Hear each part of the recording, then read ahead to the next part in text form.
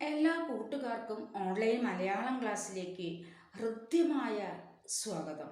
നമുക്കിന്ന് 5th ക്ലാസ്സിലെ കേരള പാഠാവലിയിലെ 11ാമത്തെ പാഠമായ മയിൽപീലി സ്പർശം പരിചയപ്പെട്ടാലോ? എല്ലാ കുട്ടികളും ടെക്സ്റ്റ് ബുക്ക് കയ്യിലെടുത്തല്ലോ അല്ലേ? പേജ് നമ്പർ 64 തുറന്നു വയ്ക്കുക. അഷ്തയുടെ മനോഹരമായ ലഘുനോവലാണ് മയിൽപീലി സ്പർശം. ഇത് കാടും മൃഗങ്ങളും പശ്ചാത്തലമാക്കിയാണ് ആവിഷ്കരിച്ചിരിക്കുന്നത്. മനുഷ്യനും മൃഗങ്ങളും പ്രധാന കഥാപാത്രങ്ങളായ ഇതിൽ മനുഷ്യജീവിതം അതിൻ്റെ എല്ലാ ഗൗരവത്തോടും കൂടി തെളിഞ്ഞു വരുന്നത് കാണാം. മയിൽപീലി സ്പർശം. രാത്രിയുടെ ഏതോ യാമത്തിൽ തുറന്ന ജനലിലൂടെ ഒഴുകിപ്പരന്ന നിലാവിലൂടെ പാറിപ്പറന്ന് ആ മയിൽപീലി വീണ്ടും ഉണ്ണിമായയുടെ അടുത്തെത്തി. ഉറങ്ങാതെ കിടക്കുന്ന ഉണ്ണിമായയുടെ നെറുകിൽ ആരോ കൊടുക്കാൻ മറന്നുപോയ ഒരു ഉമ്മ പോലെ അത് ഒന്ന് സ്പർശിച്ചു.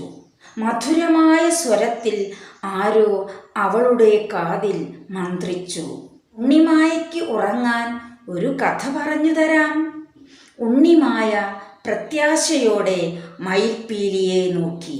മയിൽപീലി കണ്ണിൽ നിന്ന് കരുണാകുലമായ ഒരു നോട്ടം നീണ്ടുവന്ന് അവളെ തൊട്ടു. ആരോ പറഞ്ഞു തുടങ്ങി.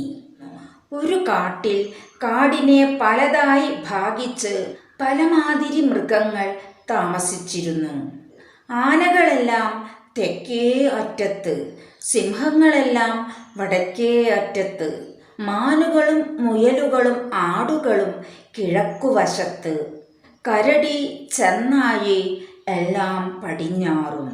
കാടിൻ്റെ ഒത്ത നടുകിൽ സൗഹൃദം എന്ന ഒരു തടാകം ഉണ്ടായിരുന്നു. എല്ലാ മൃഗങ്ങളും ആ സൗഹൃദ തടാകത്തിൽ നിന്നാണ് വെള്ളം കുടിച്ചിരുന്നത്. ആനകളുടെ എല്ലാം രാജാവ് വലിയ ഒരു കൊമ്പനായിരുന്നു. അവന് തറയിൽ കിടന്നാൽ എഴുന്നേൽക്കാൻ പ്രയാസമാണ്. വാദത്തിന്റെ ഉപദ്രവവും ഉണ്ട്.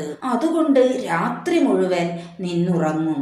ഒരു ദിവസം കിഴക്കു ഭാഗത്തു നിന്ന് ഒരു മുയൽക്കുട്ടൻ രാത്രിയിൽ തുള്ളിക്കളിച്ചു വന്നപ്പോൾ കൊമ്പനമ്മാവനെ കണ്ടു. അവന് കൊമ്പനമ്മാവന്റെ തുമ്പിക്കൈയിൽ ഒന്ന് തൊട്ടു നോക്കണം എന്ന് മോഹം തോന്നി. ആനയുടെ തുമ്പിക്കൈ നിറയെ സ്നേഹമാണ്. ലോകത്തിലെ എല്ലാം തൊട്ടുനോക്കി അവൻ ആ സ്നേഹം കൊടുക്കും. മുയൽക്കുട്ടന് തുമ്പിക്കൈ തൊട്ടു നോക്കിയപ്പോൾ അതിൽ ഒന്ന് ഉമ്മ വെക്കണമെന്ന് തോന്നി. അത്രയും മൃദുവായ ഒന്നിനെയും കൊമ്പനമ്മാവനും തൊട്ടിരുന്നില്ല. കൊമ്പൻ ചോദിച്ചു, "നീ ഏതാ കുഞ്ഞുമോനെ?"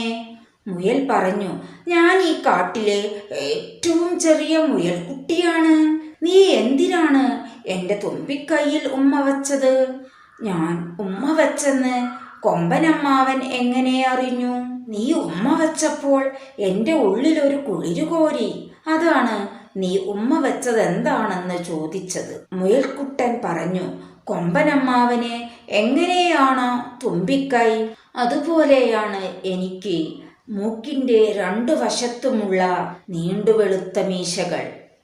തുമ്പിക്കൈ തൊട്ടപ്പോഴാണ് മാമൻ സ്നേഹത്തിൻ്റെ വലിയൊരു ചുമടാണെന്ന് അറിഞ്ഞത്. അതാണ് ഒരു ഉമ്മ തന്നത്. കുഞ്ഞുമോനെ, നമ്മൾ ഈ കാട്ടിൽ ഒന്നിച്ചു കഴിഞ്ഞിട്ടും നിന്നെപ്പോലെ ഓമനത്തമുള്ളവർ ഈ കാട്ടിലുണ്ടെന്ന് ഞാൻ അറിഞ്ഞില്ലല്ലോ. കൊമ്പനമ്മാവൻ പുള്ളിമാനിനെ തൊട്ടു നോക്കിയിട്ടുണ്ടോ? മിഴമിഴാന്നിരിക്കും. എൻ്റെ സ്നേഹം അരുവിയിലെ വെള്ളം പോലെയാണെങ്കിൽ പുള്ളിമാനിൻ്റെ സ്നേഹം തേൻ പോലെയാണ്. മാമന് ഇഷ്ടമാണെങ്കിൽ ഞാൻ വിളിച്ചു കൊണ്ടുവരാം." അങ്ങനെ വലിയൊരു കൂട്ടം പുള്ളിമാനുകളെ മുയൽക്കുട്ടൻ കൂട്ടിക്കൊണ്ടുവന്നു. ആന പേടിപ്പിക്കാതെ തുമ്പിക്കൈ താഴ്ത്തിയിട്ടു വെറുതെ നിന്നു. പിന്നെ കെട്ടിപ്പിടിക്കാൻ കുനിഞ്ഞുകൊണ്ട് പറഞ്ഞു, "ഒരു ജീവിതകാലം പോയി സ്നേഹം എന്തെന്നറിയാതെ." ആനയും മാനുകളും കളിക്കുന്നത് കണ്ട് ആടുകളും ചേർന്നു. അപ്പോൾ ചെന്നായയ്ക്കും കൊതിയായി. ഈ സ്നേഹ സൗഹൃദത്തിൽ പങ്കുചേരാൻ അവനും ചെന്നുകൂടി. അപ്പോൾ ഒരു കടുവ ചെന്ന് സിംഹത്തിനോട് ചോദിച്ചു, സിംഹമുത്തച്ഛ, ആനയും മാനുകളും മുയലും ചെന്നായയും കൂടി കളിക്കുന്നു, നമുക്കും പോയാലോ? വേണ്ട കുട്ടാ, സിംഹം പറഞ്ഞു. നമ്മളൊക്കെ ഇത്ര നാളും അവരെ പിടിച്ചു നിന്ന് ഭയപ്പെടുത്തി. ഇനി നമ്മൾ ചെന്നാൽ അവർ ഓടിക്കളയും. മുയൽക്കുട്ടൻ ഇത് കേട്ട് വിവരം ആനയോട് പറഞ്ഞു. ആന പറഞ്ഞു, ഈ സിംഹം ആളൊരു അലവലാതിയാണെന്നാണ് ഞാൻ വിചാരിച്ചത്. അവൻ്റെ ഉള്ള് തനിത്തങ്കം തന്നെ. പക്ഷേ സിംഹത്തിനും കടുവയ്ക്കും പുല്ലുമാത്രം തിന്നു ജീവിക്കാൻ സാധിക്കില്ല കൊമ്പൻ മാമ. പശി കുറച്ചു കൂടുതലാണ്. അപ്പോൾ കാട്ടുപോത്ത് ചെന്നു പറഞ്ഞു, നമ്മൾ ഏതായാലും വയസ്സായാൽ അങ്ങ് ചത്തുപോകും. ദഹിപ്പിക്കാനോ കുഴിച്ചു മൂടാനോ ആരുമില്ല.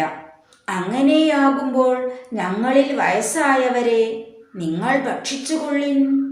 കാട്ടുപോത്തിൻ്റെ ഈ നിർദ്ദേശം കേട്ട് സിംഹം പൊട്ടിക്കരഞ്ഞുപോയി.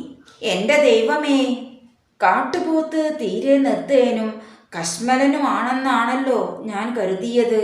എൻ്റെ ഉള്ളിൽ ഇത്ര ത്യാഗമിരിക്കുന്നല്ലോ.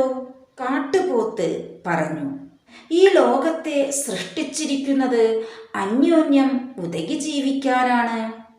ഞങ്ങൾക്ക് വേണ്ടി നിങ്ങൾ പട്ടിണിയൊന്നും കിടക്കണ്ട.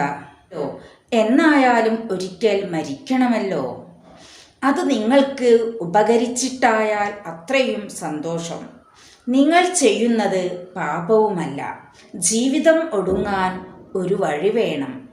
നിങ്ങളിൽ ആവുന്നവർ അത് ഞങ്ങൾക്ക് ചെയ്തു തരുന്നു എന്നു മാത്രം.